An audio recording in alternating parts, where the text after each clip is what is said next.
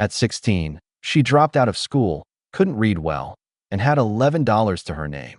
But she told her mom she'd be famous by the time she was 20. She was famous by 19. Cher grew up moving constantly. Different towns, different schools, different father figures.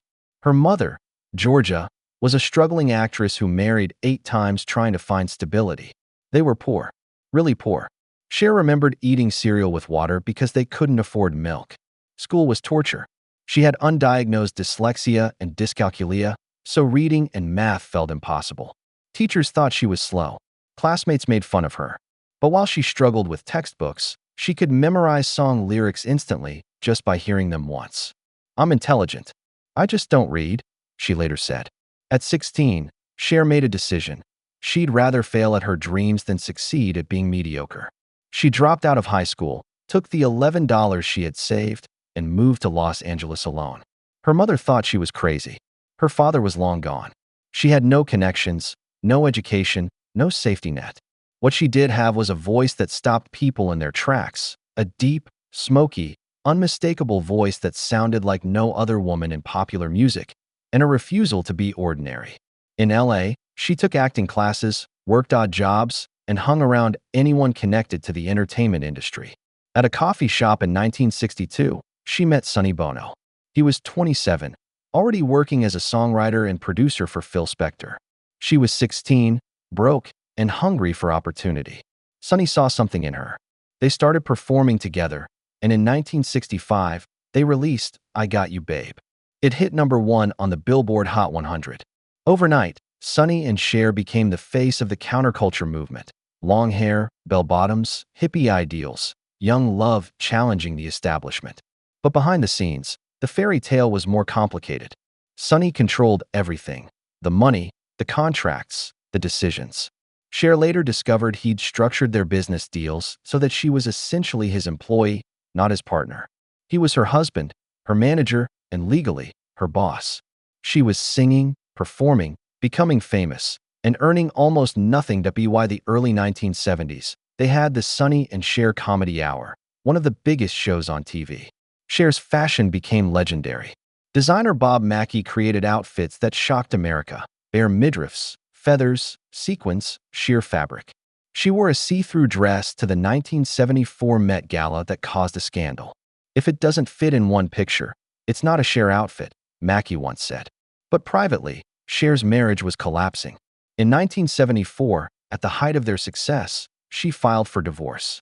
She walked away from Sonny, from their show, from the image they'd built together. The industry whispered she was finished. She was 28, no longer part of a duo. A variety show star in an era when variety shows were dying.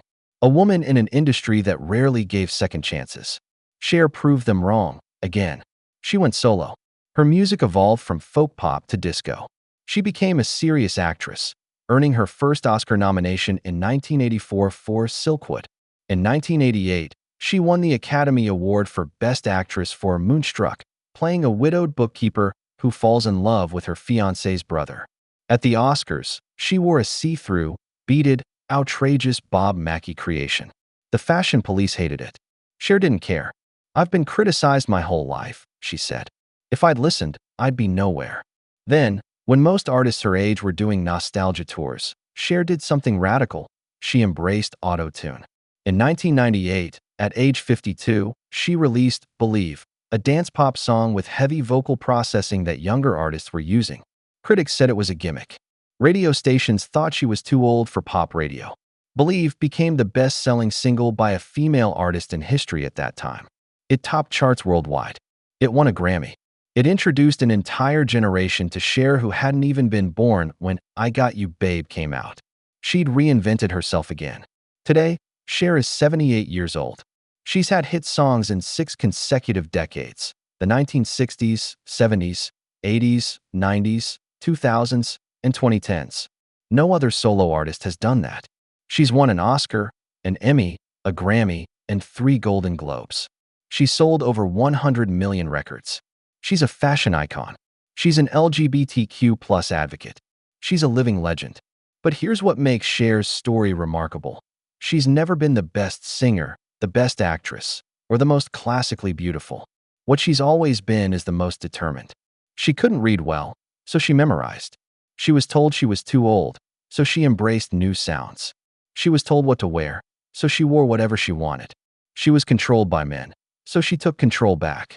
She was dismissed as a novelty, so she won an Oscar. Every time the industry wrote her off, she came back bigger. That 16-year-old girl who left home with $11 didn't just become famous. She became the woman who refused to be categorized, packaged, or forgotten. "Mom, I'm going to be the biggest star in the world," she told Georgia when she left for LA. Her mother said, "Okay, honey." 60 years later, she wasn't wrong. Cher didn't just survive Hollywood. She outlasted it, out-reinvented it, and out-glittered everyone who ever doubted her. And she did it all while wearing whatever the hell she wanted.